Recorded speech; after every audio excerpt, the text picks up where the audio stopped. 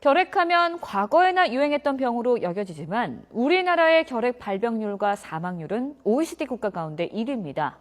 치료약에 대한 내성이 주 요인 중 하나로 꼽히고 있는데요.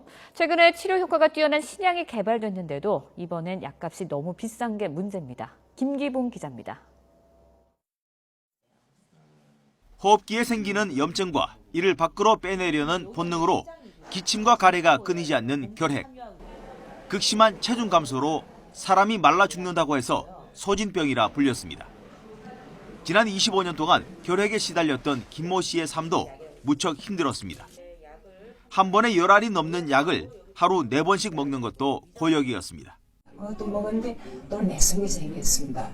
그래가지고 저는 실망했어요. 곳곳에 다 내성이 생겼으니 나는 우선 죽을 수밖에 없다.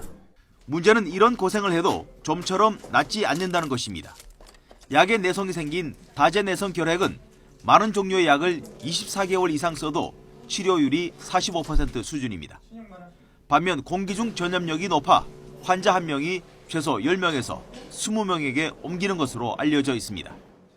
약을 써도 잘 낫지 않으니까 치료를 중도에 포기하는 환자들이 많아 결국 우리나라는 결핵의 발병률과 사망률 모두 OECD 국가 가운데 압도적인 1위라는 불명예를 안고 있습니다. 그런데 최근에 짧은 기간 아주 적은 양으로 치료 효과가 매우 높은 신약이 개발돼 결핵 환자에게 새 희망이 되고 있습니다. 25년 환자 김 씨도 최근 너댓 달의 약 복용으로 전에 없었던 빠른 효과를 보고 있습니다. 정말 치료가 제대로 안 됐던 환자들이 지금 음전이 됐어요. 그러니까 균이 계속 나오던 환자분이 지금 한 거의 5개월 가까이는 음성이 되는 걸 보면서 저도 굉장히 그 효과에 놀랐고 앞으로도 그런 환자분들한테는 더 확대해서. 문제는 한 알에 17만 원씩 한 달에 2천만 원이 넘는 비싼 약값 때문에 대부분 환자가 엄두를 내기 어렵다는 것입니다.